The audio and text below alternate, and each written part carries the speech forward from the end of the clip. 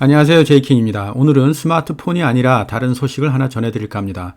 이달 들어 손탁구 파문으로 스카다 이치로 국토교통부 대신이 복구보다 정치인이 더 중요하다는 망언으로 사쿠라다 요시타카 올림픽 담당상이 잇따라 경질됐고, 후쿠시마 인근산 수산물을 둘러싼 세계무역기구 WTO 무역 분쟁에서는 예상치 못하게 한국의 역전패를 당했고, 아베 총리의 측근인 하기우다 고이치 자민당 간사장 대행이 소비세 증세 연기 발언을 했다가 논란을 초래하는 등 여러가지 이유로 일본 아베 정권의 위기라고 언론에서 호들갑을 떨고 있습니다.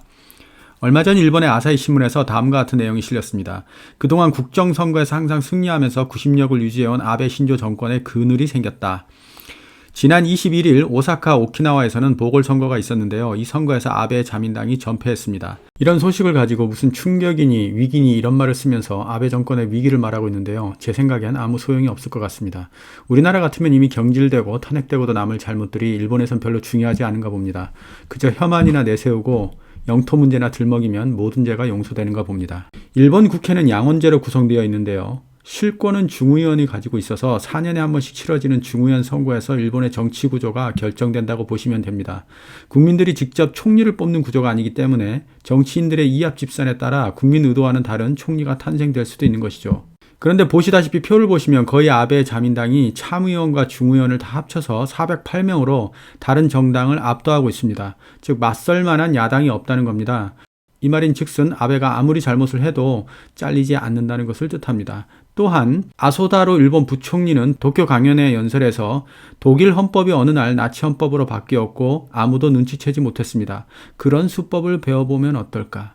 즉 국민을 속이고 헌법을 바꾸겠다와 같은 이런 말도 안 되는 발언을 하고, 한때 후쿠시마 방사능 흙을 도로와 제방 작업을 하는데 사용하겠다는 계획이 국민들의 반발이 저조하여 통과될 뻔도 했습니다. 하지만 국내로 비판 여론이 강하게 형성된 덕분에 다행히 실행되지는 않았죠.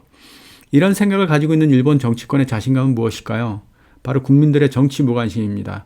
정치 무관심이 된 이유 중에 하나는 국민성에 기인하는 부분도 있는 것 같고요. 아무튼 이렇다 보니 나서기 좋아하는 몇몇 사람들만이 정치를 하게 되고, 그들은 교묘히 국민들의 눈과 귀를 가려가며 혐한 등 갈등을 조장하며 표를 얻음으로써 그들의 위치를 공고히 하고 있습니다. 그런 그들이 우리에게 해를 끼치지 않으면 우리도 그냥 지들이 알아서 살겠지 하면 그만입니다.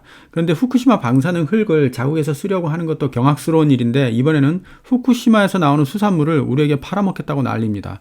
얼마 전 JTBC 뉴스에 의하면 도쿄에서 차로 3시간 거리에 있는 후쿠시마현 이와키시는 관광버스가 늘어설 정도로 붐볐던 수산시장인데요.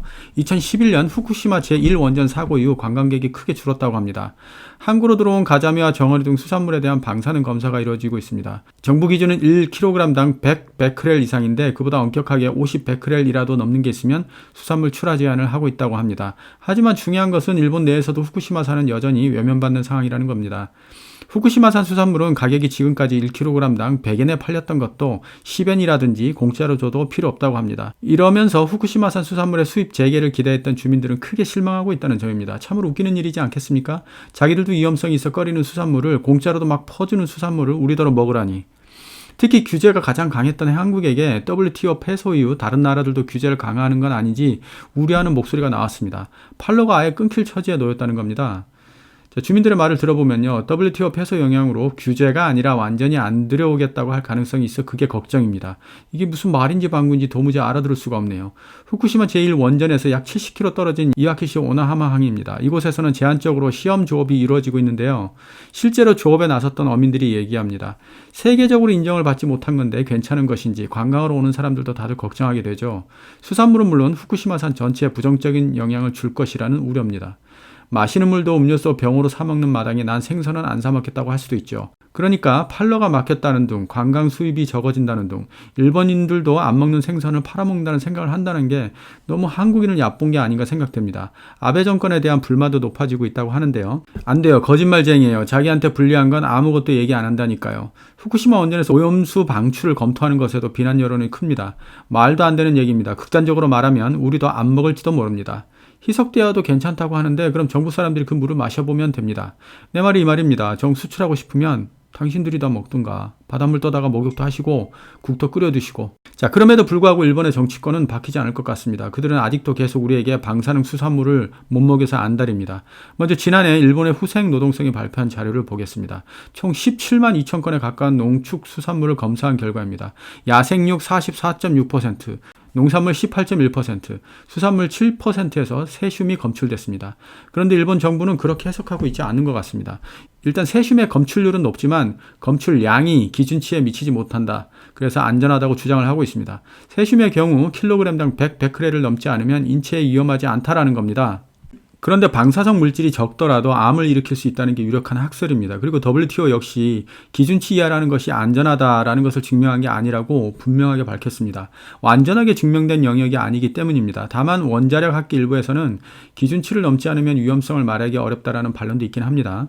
올해 4월 기준으로 후쿠시마가 아닌 일본의 다른 지역에서 수입한 수산물을 모두 살펴봤습니다. 총 373번의 샘플 조사가 이루어졌는데 방사성 물질이 나온 경우는 단 한 건도 없었습니다. 반면에 후쿠시마 현에 4월에 조사한 235건에서는 정도의 차이는 있지만 모두 세슘이 나왔습니다. 검출률 100%입니다. 일본 내에서도 후쿠시마산을 먹는다는 사람이 18%에 불과하다는 설문조사 결과도 있었습니다.